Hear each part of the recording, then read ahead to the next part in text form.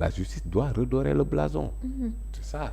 Et s'agissant de la dissolution de Pastef démb dégg nañu quand même ñu daal di am yenn explication parce que ñoom nee nañ dinañ attaquer te d'ailleurs bëgg naa Pa Moussa nga wax ma tuuti ci procédure de dissolution bi parce que su ma juumul am na ñett ci ay articles yu ko tënk ngir ñu mën a dissoudre Pastef dissoudre parti hormis l'article 4 de la constitution bi nga xamante ni moom le ministère de l'intérieur évoqué ci communiqué am.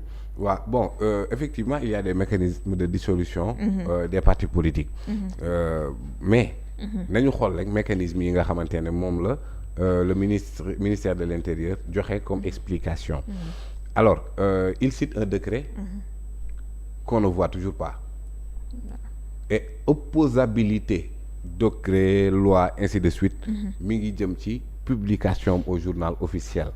Man je n'ai pas encore vu. J'ai vu aussi nag qu'on a cité le numéro du décret ci communiqué wu ministre bi mais le décret en question gisuma ko alors donc léegi ci raison yi entre autres yi ñu évoqué ñu ne des responsables de Pastef dañuy def appel à l'insurrection au terrorisme ainsi de suite wax naa la léegi gën la amul kenn kuñ ci condamné ci loolu kenn. Mais soxna Aïda Mbène manifestation yi am récemment c'est le siège de Pastef qui a été incendié am na ay këru yeneen responsable APR yu ñu taal que je dénonce dans le même siège mais bu dee ci formation politique siège u Pastef la ñu taal avant yii nii yëpp di xew en 2019 avant les élections dañoo saccagé siège u Pastef bu nekkoon fii route de l'aéroport Yoff Kër Maodo boobu ci la leen Atepa abale bii avant yii yëpp di xew meeting Kër Massar 2018 ca lañ rey Mariama Sagna fu enquête bi toll nee nañ dafa bëri ci manifestation yooyu ay morts d'hommes yoo xamante ne Pastef boobu moom moo ko woote mais les morts là les militaires les morts sont d'où la plupart Pastef est victime ay wax Pastef li ci ëpp ñoom ñoo ci génn àdduna et des enfants qui n'ont des enfants quoi des enfants Pape Amadou qui venait de l'école que Juan avait cité Pape Amadou Keïta il venait tout juste de l'école kooku lu mu xam ci ay appel Ousmane Sonko donc kon finalement li rey kan moo ci responsable maanaam est-ce que Ousmane Sonko su woote woon loolu dina am mais un enfant qui vient de l'école et des militants de Pastef donc dama la bëgg a wax ne la li xew Pastef victime la ci donc kon acte de dissolution léegi effectivement am na recours on peut attaquer un décret au niveau de la cour suprême chambre administrative mais yàggaguñu foofu noonu sax apparemment Pastef n'a même pas reçu de notification de la dissolution ñu commencé exécuter la dissolution jël bien yi et gis nañ fële tam ñu doon dindi même posters yeeg affiches yi nga xamante ne mi ngi ci siège bi mais attends léegi dissoudre nañ Pastef ok y a pas de souci j'ai entendu des gens dire que ni attentat bi am démb Pastef lañ koy imputé waaw Pastef amatul di Pastef n'existe plus depuis jour bi ñuy waaw léegi attentat xam nga bëgg ne waat Pastef la Pastef existe tout ça pose problème dafa mel ni rek Aïda Mbène crime am ñu accuser un mort d'être le coupable Pastef amatul nga bëgg koo jiiñ attentat ki dee ki nga xam ne dee na moom bañ suul ko ci ëllëg sa crime am ñu ne non mort bi mooy coupable bi xam nga ne loolu bon ça veut dire que ni ñoom sax dans leur conscience accepté wuñ la décision de Pastef et puis dissolution pour dissolution quel est l'impact d'une dissolution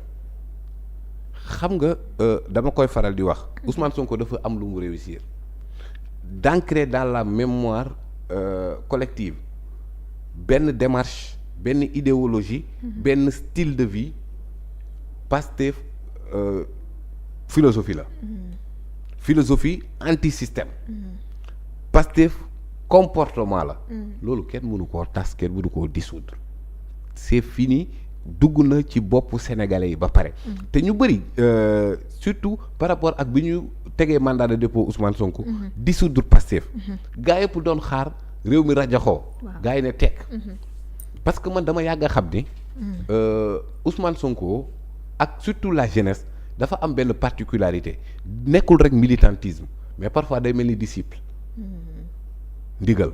da ngay dégg ñuy wax moom la ñuy xam jox ndigal. mu sell mi. c'est-à-dire jargon spirituel moom mooy génn. damay tax ay njël. voilà c'est-à-dire jargon spirituel. boo xamante ne dafay mel ni sëriñ ak i taalibeem. mais Ousmane Sonko daf ko wax ci benn discours bu am solo. avant de s'adresser à ses frères et sœurs africains. naan l'heure de notre révolution a sonné. mais avant ça il avait dit pour la jeunesse. renseigner leen message bu am solo soxna Aïda Mbène ouvre les guillemets. mu ne pour cette jeunesse. je rappelle que nous avons un lien particulier. Parce que effectivement tout le monde sait que entre nous et la jeunesse il y a un lien particulier. Et ce lien est fondé sur une société, sur le fondement d'une société juste et équitable, où toutes les ressources et les richesses seront partagées de manière équitable et où les chances seront égales. Fin de citation. dafa am lu mu dugal ci boppu jeunesse bi. en tant que philosophie, en tant que loo xamante ne jàpp naa ne avec ou sans lui peut-être que ni cette philosophie là va continuer. parce que damay faral di wax ne la l'échec d'une révolution moom mooy ñu liquider leader bi rek révolution ba daanu loolu mooy dëgg-dëgg échec gu révolution moom moo tax ma naan Thomas Sankara foofu rek la échecgee mooy daa dee rek révolution ba dee alors que révolution dëgg mi ngi commencer ci éveiller les consciences dugal ci boppu nit ñi dans la conscience collective que ni lii c'est un idéal mais mën nañu koo atteindre. Et Ousmane Sonko c'est ce qu'il a réussi. moo tax ma ne fu mu mënti nekk Ousmane Sonko wàccoo na ak Sénégal.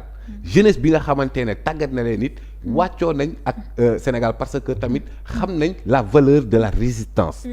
alors tey jii nii quel que soit Alpha ñoom bu ñu nekkee ci njàqare bu toll di Ousmane Sonko tëj nañ ko wala dissoudre nañ Pastef. li doon gën a logique ci nit ñi lu ñu nangu mooy nit gars yi jug manifester. mais moi j'ai vu des gens meurtris. des gens yoo xamante ne. ils n'ont plus le courage de. ce n'est même pas une question de courage mais une question de sentiment d'affection bu ñu am à l'endroit de Ousmane Sonko ñu ci bëri dañoo nekkoon presque à terre. mais loolu ça ne veut pas pour autant dire que ni cette révolution dafa freiné non pas du tout parce que le parachèvement de cet acte mais c'est le 25 février 2024 ci la ñuy xam lan la Ousmane Sonko def ci boppu sénégalais yi et que c'est le premier leader politique bi nga xamante ni il a osé des questions que personne n'osait dans la classe politique rompre avec le franc CFA rupture avec l'impérialisme détermination et engagement, courage face à l'adversité politique. Son courage est exemplaire. Sa détermination est inébranlable. Sa volonté pour changer le Sénégal est sans faille. Loolu moom moo leer loolu moo constant ci Ousmane Sonko. Mais aussi Ousmane Sonko a réussi à créer d'autres Ousmane Sonko. Tu as vu l'attitude de Maître Ngagne Demba Touré ces derniers temps. Oui. Récemment la nekk coordonnateur de la JPS. Nekk un greffier. Un fonctionnaire bu ko neexoon tem dem Matam toog di bind ñu weer dee ñu koy fay. mais bi Ousmane Sonko jëlee risques yi mu jël. ba lii fekk ko ci. moom ci boppam aussi il a un peu abordé dans le même sens. parce que il est en train de prendre avec courage. avec détermination. sacrifiant aussi ses privilèges. il a pris des risques de très grands risques. mais loolu noonu yëpp c'est pour la continuité. de cette révolution bii nga xamante ne même au-delà de nos frontières ñu ngi koy sentir. Vous avez récemment vu le capitaine Traoré. ci Russie bi. musu ñoo doon gis taxawaay boobu noonu ci chef d'État africain. ça m'a rappelé Thomas Sankara. Ibrahim Traoré. mais c'est à peu près la même chose qui se passe au Mali. avec Assimi Goïta. ça va faire tache d'huile en Afrique. l'heure de la révolution a sonné. Ousmane Sonko l'avait dit. que ni n'accepteront plus jamais les présidents comploteurs marionnettes à la sorte de l'Occident. donc loolu noonu ça a reçu des échos favorables même au-delà de nos frontières kon waxatuma la nag impact bi muy am ci biir frontière. Ousmane Sonko boo ko dugaloo ci paxu Kaja sax élection taxaw fii ñuy sànni xob ba 18h ñu tëj bureau de vote yi wàññi xob balaa 22h carte gi jeex. ngeen gis nañ même ci sous-région bi ñoo xamante ni dañu jug tamit adopté jël Ousmane Sonko l'antisystème. je vois des gens défendre Ousmane Sonko te dëkkuñu même être mais looloo tax Sénégal son impact a dépassé les frontières et que beaucoup d'Africains j'en connais avec qui j'étais à l'université. On a vu même Kémi Séba di def sa réaction pour ñuy bàyyi xel ni c'est-à-dire la voie qu'il a tracée. voie boobu noonu yàlla tere di ko bu Ousmane Sonko nekkatul woon sax day continuer parce que loolu moom mooy révolution donc actuellement réussir na loo xamante ne donte sa candidature reste intacte mais même pas budul moom le combat contre le système la vision antisystémique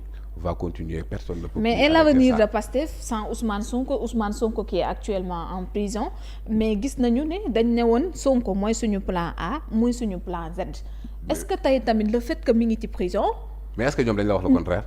wax ils t'ont pas dit le contraire nee naa la. mais l'avenir avec la dissolution du parti. mais la dissolution n'a rien à voir avec une candidature. oui mais l'avenir du parti. oui d'accord. Le parti nee nañ dissoudre nañ ko. ñoom nee nañ dinañ attaquer la décision de dissolution. Mais actuellement là le véritable challenge ce n'est pas une question de parti. pour boog bu ma mënee waxal waa Pastef. waaw bu ma leen mënee jox conseil. dissolution parti. non événement la war a doon ci ñoom. li ñu war a def moom mooy. veiller sur cette candidature. ndax bu ñu demee ba. 3 mois ci kanam. ñu war a recevoir les candidatures. ba nii may waxee ak yow amul dara lu tegu ci boppu Ousmane Sonko. ci muy condamnation amul benn condamnation. alors comme il n'y a pas de condamnation. te nee naa la Ousmane Sonko ci biir paxu kañ sax barki yàlla bu élection amee saa yi loxo dina jib fuñ ko yuux dina jib fuñ ko foogeewu parce que lim incarné. li mu wax dafa doy sëkk. ci discours. tey jii nii Ousmane Sonko soxlaatul muy def discours pour que discours am di am impact actuel. j'ai vu avec cet attentat bi ñu xaw a jaaxal ñëpp. mais j'ai vu une vidéo de Ousmane Sonko bu mel ni tey lay wax. parce que mu mel ni ku préparé woon wax jii nii que ne lii dina am. donc pour te dire loolu nag moom mooy la marque d'un grand homme. discours am day transcender les événements day transcender les générations. ba tey jii nii waxu maam Abdou Aziz Sy Dabakh day retentir ci sunu nopp. mais dañuy wax ne ni lu ko dal moom moo ko yóbbee dañuy dégg cette phrase là bëri na ay analystes yoo xamante ni. seen gis-gis moom moo di Ousmane Sonko moom moo gasal kàmb moom boppam ak ay àndandoom ci le fait que mu tenir genre discours yooyu surtout moom ci méthode de lutte bi moom moo di résister. et puis bu ñu gisee yenn ci ay yàqu-yàqu yu am ñu doon gis Pastef génn bataaxal bind ko démarqué wu ci ne sama yoon nekku ci laalew ma ci taqewu ci. bon ay taal kii toj moom. wax naa rek loolu du militantisme. loolu du engagement politique. loolu banditisme rek laa ko mën a tuddee ak caaxaan kepp mais. léegi Ousmane Sonko lu ko dal moo ko yóbbee boppam. d'accord lenn moo ko mën a justifier mooy l'adversaire qui est devant Ousmane Sonko. mais parce que Ousmane Sonko musul la yëkkati fetel ci mbedd mi nga koy gis muy tirer des acteurs politiques l'ont fait ici non da nga mës a gis Ousmane Sonko mu téye fetel di tirer. gisaguñ ko. waaw mais pourtant loolu am na ay acteurs politiques yu ko def.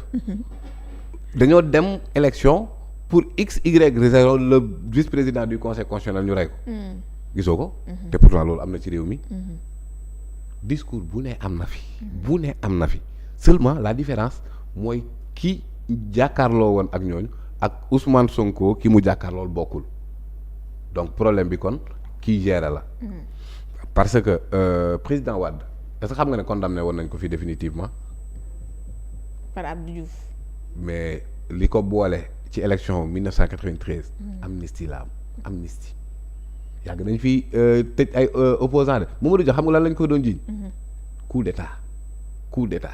parce que une question de pouvoir. On était dans un régime parlementaire. Le pouvoir était centralisé autour du président du conseil qui était Mamadou Dia.